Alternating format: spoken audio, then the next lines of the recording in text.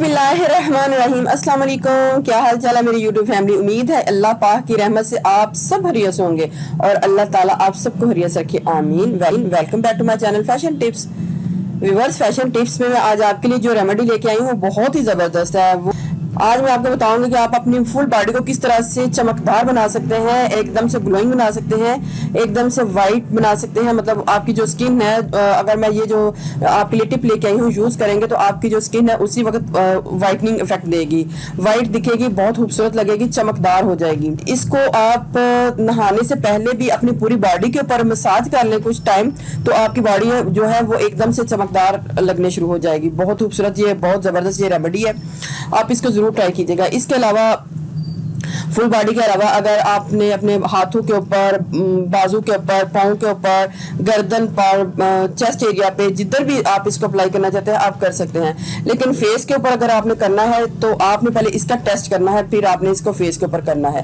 तो चलते हैं रेमेडी की तरफ और मैं आपको बताती हूँ कि ये इतनी ज़बरदस्त रेमेडी हम किस तरीके से बनाएंगे और फिर इसको किस तरीके से यूज़ करेंगे।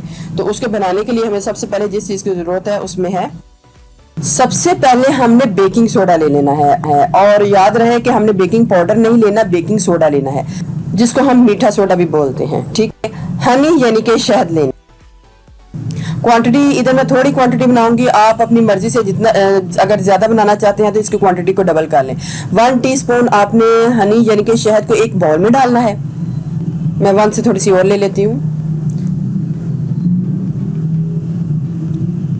और उससे हाफ क्वांटिटी में हमने मीठा सोडा यानी कि बेकिंग सोडा डालना है और फिर इसको अच्छे तरीके से मिक्स कर लेना है।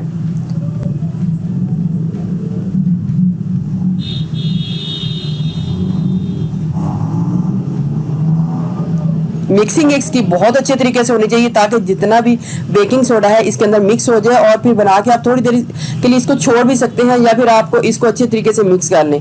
तो थोड़ी देर छोड़ने के बाद जब सारा जो मीठा सोडा है इसके अंदर मिक्स हो जाएगा तो आपने जिधर भी इसको अप्लाई करना है इसको लगाएं और इसका मसाज कर लें।